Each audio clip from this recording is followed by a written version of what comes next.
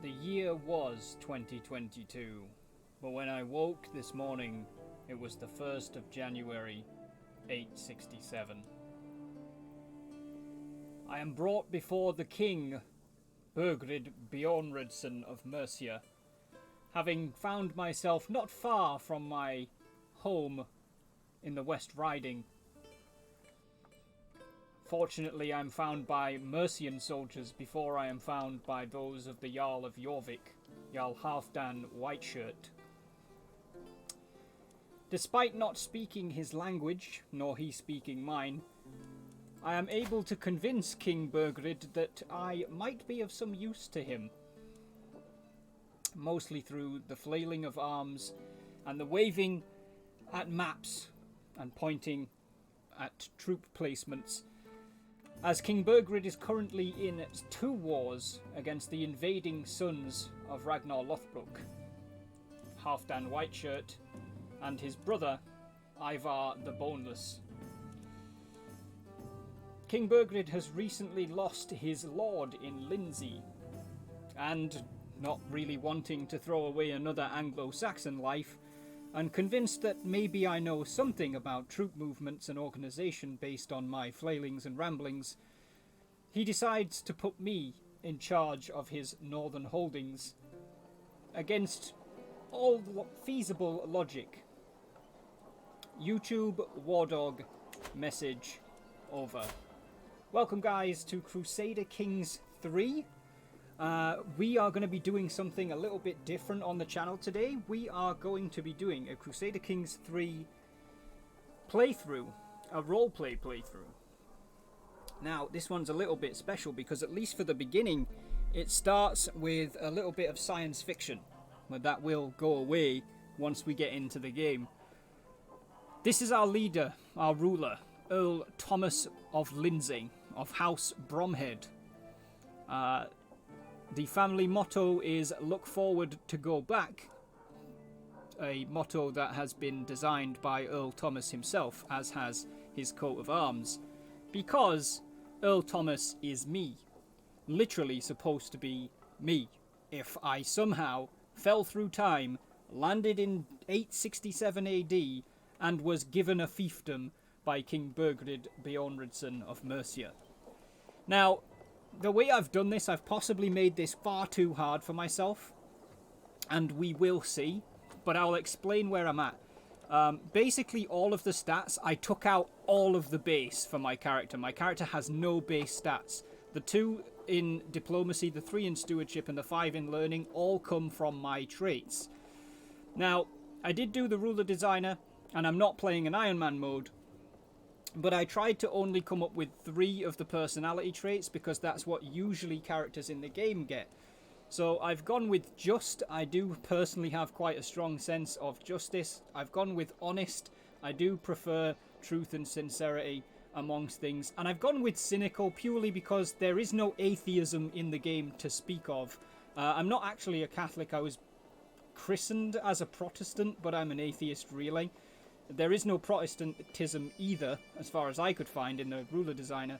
So I went with Catholicism, but I've also made myself cynical, so I'm a non-believer, basically. I've made myself a conscientious scribe because the military, diplomacy, intrigue, and stewardship educations, I figured you probably need to have a basis in, understanding the world around you. I had originally gone with level 3 of the learning education, which is, I think, astute intellectual, but it says that the person has an understanding of theology and philosophy, and it's like, I mostly went with that because I figured I'm a modern person, I would know some things about some things, but I'm not a Middle Ages buff. I was going to say expert, I'm not an expert in anything, but I am a buff in some things, but the Middle Ages isn't really one of them. So I kind of went, okay, maybe I'm not an astute intellectual. Conscientious scribe, despite an education focused on learning, which I guess you've had, Thomas shows little aptitude for the subject. At least he can read, which I can, and many people in the Middle Ages can't read at all, even the language that they speak fluently. I may not necessarily be able to speak Anglo-Saxon, but I am capable of reading and writing in my language, so in theory, if I learn another one, I should be capable of reading and writing in that one too. The other things I've gone for is I've gone for scarred. It does put the scars all over your face, which is obviously not correct. I have a big scar on my chest from my heart surgery. In fact, I have 2 on my torso from heart surgery when I was a baby as well. So I decided to go with that. And I've also gone for organizer and logistician as commander traits. I figure, you know, I do know quite a bit about sort of the Roman legions and how they were organized and how modern military units are organized, and that would be knowledge that might be translatable in some way to the game. And then logistician, you know, I understand how important supplies are because I've seen things from a more modern perspective and have references like the contemporary modern day militaries, things like Napoleon, the Roman Empire, which maybe some of the lords in the Middle Ages wouldn't have.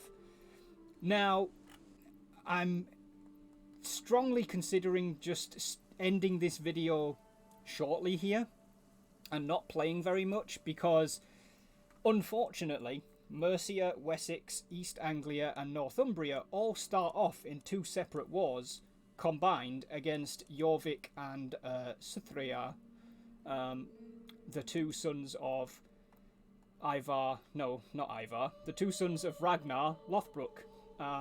And there's every chance that we will be maybe not conquered immediately because the war goals for them are Northumbria and East Anglia, but it may not go very well for us. It might go down quite quickly, go downhill quite quickly. So what I'm going to do, I think, is call this video an introduction to the campaign and then actually start playing it with the following kind of rules. Number 1, I'm not allowed to change my culture because I wouldn't be able to. I am English. I'm not Anglo-Saxon, and my character is 32 years old, which is how old I am. So I think that's a little bit too late to be learning to be an Anglo-Saxon from scratch. So I'm not allowed to change my culture. I am, if I want to, allowed to change my religion, since I personally don't believe in any of it anyway, and there are figures in history who have changed their religion for purely political gain. But generally the idea behind this playthrough is to see what would happen if I somehow found myself in the early Middle Ages and see what would happen to the potential dynasty that I may or may not found. We shall see. The only rules I have about sort of game over is in the early years, until we get a secure, not foothold, but until we're secure against the Viking invaders, and whilst I'm still playing my first character, I will permit myself to restart the campaign. You may or may not see those campaigns. If I find myself dead in the first 25 minutes, you're probably not going to see it, but I might end up playing, you know, a couple of hours before we get killed, and I might still upload those episodes, but with a caveat of we ended up dead, so we're going to start again. Either way, that's the situation as it is. I think I'm going to leave it here, and on the next video we're actually going to get into making our first moves, trying to find a wife. You know, stats wise we are abysmal. I don't know how hard I've made this for myself, probably far too hard, but it'll be fun, and I hope you guys will enjoy it and come along for the ride. Thank you very much for listening to the video. Thank you very much for tuning in. Please do comment, like and subscribe if that's what you feel inclined to do to support the channel, and I will see you on the first proper part of this new time traveler dynasty in Crusader Kings 3. Thank you very much for watching. I'll see you soon, but for the time being it's going to be War Dog out.